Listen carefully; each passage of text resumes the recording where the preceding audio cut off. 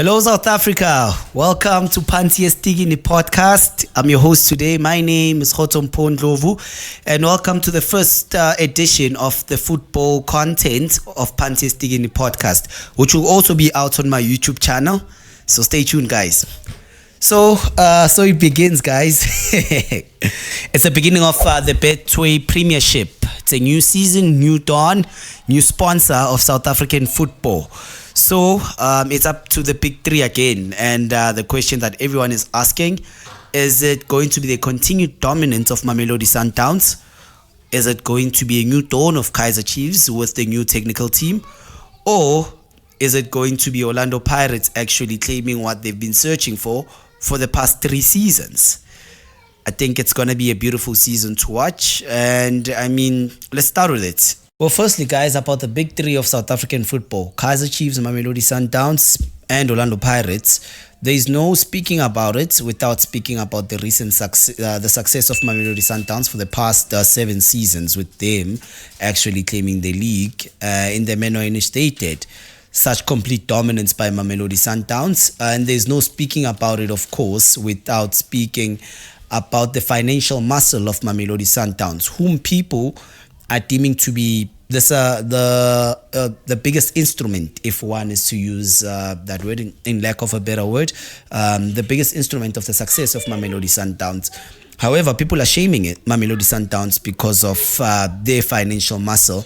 And actually, if I was to say it, they are referring to Mamelodi Sundowns as a spoiled brat club, that they are not competing fairly against other teams, which is a little unfair because Orlando Pirates themselves have broke the bank to sign a few good players from certain teams in the manner in which they did. So have Kaizer Chiefs, and Kaizer Chiefs even signed one of the best players of Mamelodi Sundowns in the recent years. I'm talking Kama Billiat, and now they've signed Gaston Sireno, yet nobody believes that they'll take the league. They've signed Leonardo Castro from Mamelodi Sundowns, but still didn't win any domestic trophy even, not even to mention the league. So I don't think that. However, the financial muscle of Mamelodi Sundowns, in the manner in which they've used it, I think the execution of the Mamelodi Sundowns financial muscle has been the reason for their success. Why am I saying that? Mamelodi Sundowns would never give, I wouldn't say would never give because maybe would see it in time, but as it stands now, as it is structured on the financial side of them, they, at this point, they don't give record salaries in a manner in which puts a huge imbalance when it comes to how much other players are earning. I mean, if a player is earning around 300k, one of the best players at the team, the youngster who comes in to actually get his first team contract will get a reasonable amount to be able to afford certain things that big player affords, in a manner in which they will not feel completely left out. If I was to say, they would not feel like they are competing in a manner in which is unfair, because on how the imbalance is huge. If I was to use Kaizer Chiefs as an example, a player would be the highest paid player at the team, not play the whole season, be injured, yet earn more than twice what a regular starter for that entire season was earning. And is that fair?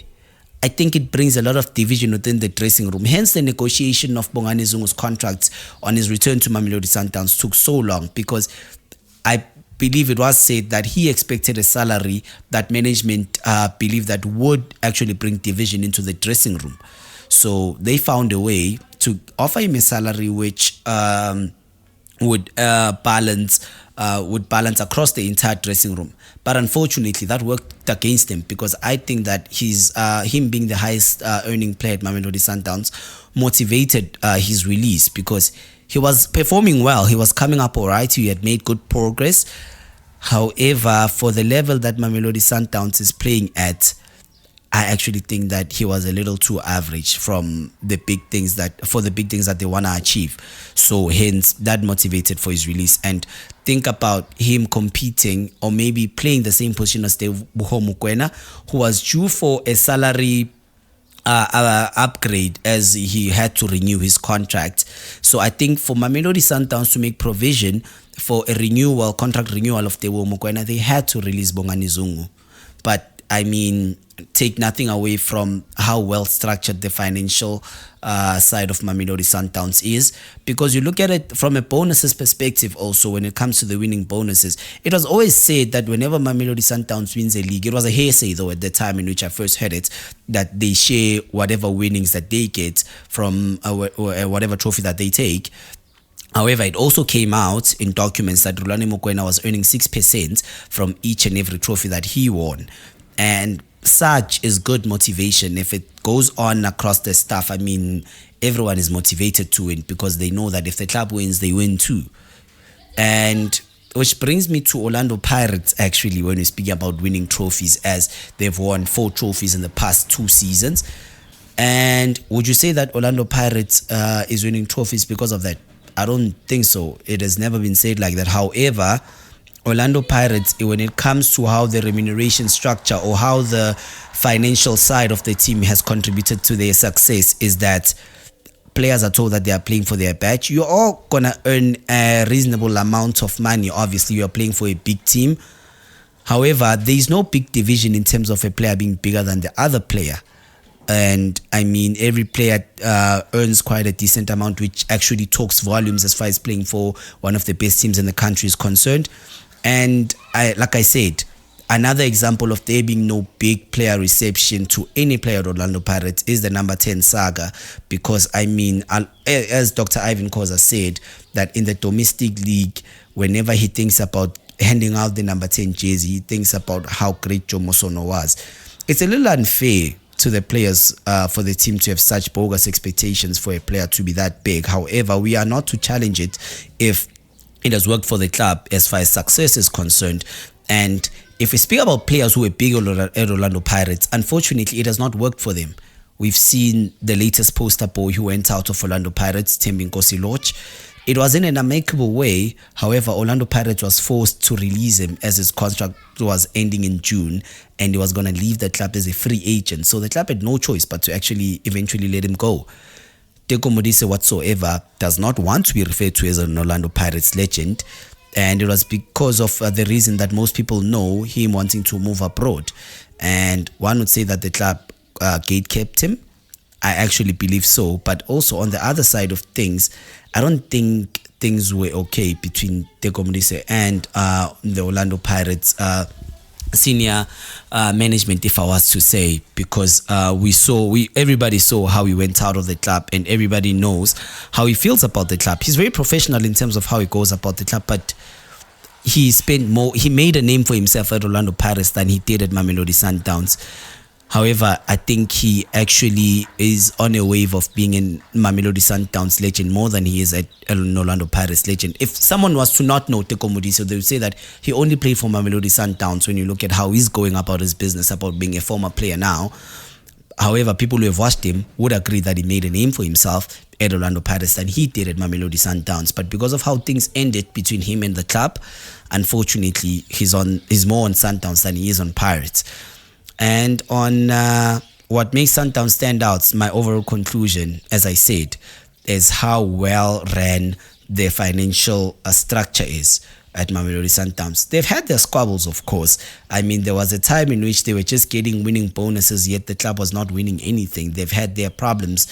However, since the new chairman took over, it has been, since the new president, has took over, it has been run in a way in which has been quite good. Here's another one, guys. Kaizer Chiefs being one of the best teams in the country. I mean, who are we to dispute that when you look at their success? If you think about, you cannot say South African football without actually mentioning the name Kaizer Chiefs, one of the biggest teams in the country and in the continent at large when it comes to popularity. But football-wise, we haven't seen them after they made the CAF Champions League final. And I mean, I'm just speaking on the financials.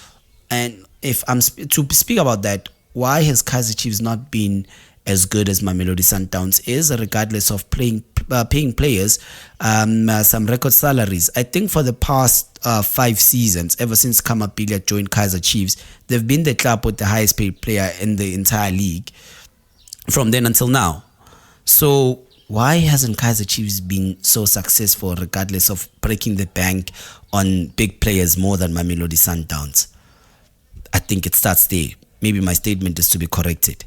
They haven't broke the bank on big players, but it has been on a big player. We've seen them break the bank for Kama Billiat, where he was allegedly paid an amount of 800,000 on a monthly basis. However, when you look at how he was playing, he came in good. I wouldn't lie and say that he did not have a good spell on his first season at the club. However, he was not the Kama Billiat of Mamelodi Sundowns or the Kama Billiat who took football of the season. One is to blame the club, probably, because it's not all-round structured in the manner in which Mamelodi Sundowns is as far as the best players in the league are concerned. And I mean, a player comes in, has a good run and gets tired. Kama Billiat did that, got tired. Samir Nokovic did that and got tired. Most recently, Kgotso did that, was injury prone, but got tired also. Let's be honest, guys, performance-wise, Kgotso was performing dismally before he had his long-term injury, which led to the club releasing him, which made sense. I mean, he was more of a liability because, I mean, he's not giving them enough on the field, but he's earning more than even some regular starters at the club while he's injured for the whole season. And it's an unfortunate case because, I mean, Kgotso was supposed to be one of our best exports. I remember when he went to the Olympics, the Rio Olympics, he was one of our best young players and we're expecting a lot from him. Unfortunately, the career didn't turn out so, as he had an underwhelming spell at France, as he wasn't playing much. He wasn't playing at all, actually, in France. And then Kaizer Chiefs, he was given a big player reception, which I actually questioned because, I mean, for a player who wasn't playing much, who came to your club as a free agent, why give him such a big player reception? He should have been a player that was supposed to fight for his position. That's what I believe. Because, I mean, if you want to bring Kgotso while he wasn't playing, give him that big player reception and big player remuneration, make him the highest paid player, what does that say about Nkosimpile Ngcobo, who has made some good progress to being a senior player at your team? And right now, we're going to see it now with Gaston Sirino having recently joined the club. And there is also Mfundo Vilakazi, who's the latest young player to be promoted into the senior team. Oh, no, it was Wandile Duba also. But, I mean, the biggest promoted player right now is Mfundo Vilakazi. And, I mean, he's too young probably to figure this out. And also, coming from the township is one which would be a disadvantage when it comes to such cases. Because, I mean, if I am signed by a big team, I come from the township and they're going to pay me something which we would call big, 40K, for example. If I was to earn 40K at a big team, I can afford a Polo Vivo. I can afford to actually have an apartment or to actually get a bond with that amount of money. And I mean, in playing for a big team like Kaizer Chiefs, it's not really that much. However, in coming from the township, it's a lot of money. I mean, it's a lot of money which can get any young player excited, and they wouldn't see that. They wouldn't see such things. But provision for big signings and for these big players is made with exploiting these young boys. And I mean, these young boys are too excited to read through the lines. And I mean, Mfundo Vilakazi is expected to compete with Gaston Sirino for the Kaizer Chiefs jersey when it comes to being in the starting lineup. However, until the club fixes such an imbalance which is on the remuneration of these young players and these senior players that they get into the team, I'm not saying equal pay, but let there be a balance. Let the boy earn an amount which is at least reasonable, where he does not feel completely small compared to a player that is supposed to fight for a spot in the starting lineup with. And I mean, the coach is more than welcome to prove me wrong as far as his mandate is concerned with the club. And I mean, I want to see Kaizer Chiefs compete also. However, my general conclusion about the club is that I don't think they will be successful. It's another underwhelming season until they fix such. Until such remuneration cases are fixed, I don't see Kaizer Chiefs being successful anytime soon. One is to argue that no, but you must understand that Jabu Pule, when he came to Kaizer Chiefs, he wasn't earning as the likes of Dr. Khumalo. Maybe that information was classified at the time, but I mean, with how information has got so mainstream, that is an aggravating factor for how Kaizer Chiefs is barely actually having any good seasons or hasn't taken any trophy within the next 10 years. So that's my overall conclusion on Kaizer Chiefs. And my next, would I say topic, my next line is what is a little out of topic, but it should be spoken about, the retiring of jerseys. Okay, guys. I know Kaizer Chiefs fans are going to come at me for this, but I mean, people who can reason would know it's true. So my next point, Themba Zwane having extended his contract at Mamelodi Sundowns for one more year is what is to be spoken about, with the honoring of Themba Zwane as a legend, which is how we do it in South Africa. I actually believe, and if I was a Mamelodi Sundowns fan, I would actually start an online petition around social media to request the club to retire the jersey of Themba Mshishi Zwane.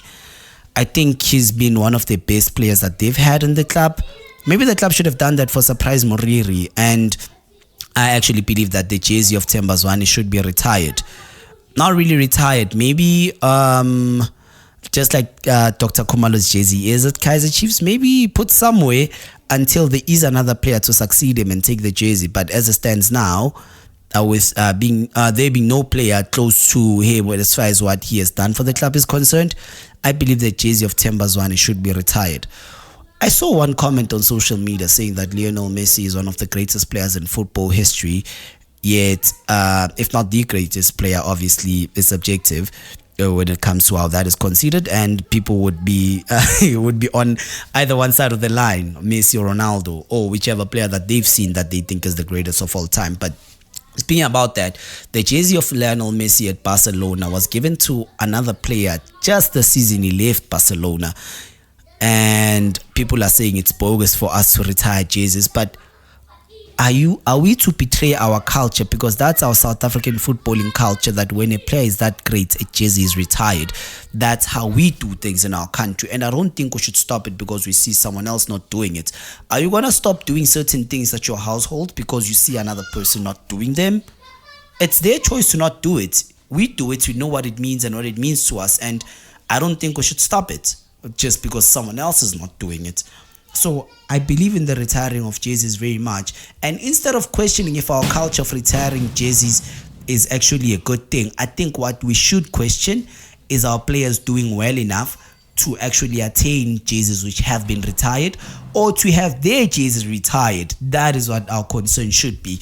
And with that being said, I think that the jersey of Themba Zwane should be retired at Mamelodi Sundowns by the end of the season. And I think the culture of retiring jerseys should continue so that players would know that there is a benchmark. I mean, in every season in which a player does well at Orlando Pirates, fans are asking for the number 10 jersey.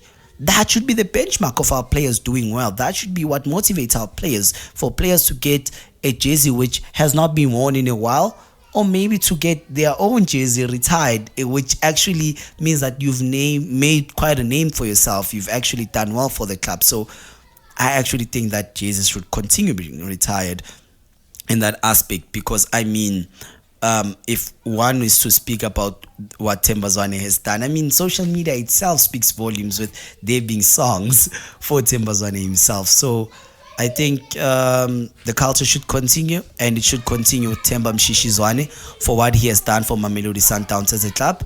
And we also see glimpses of what he's capable of at the national team.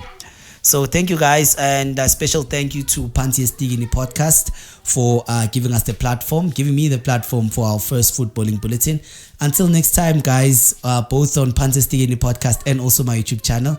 It's me, Kgotso Ndlovu. Cheers, guys.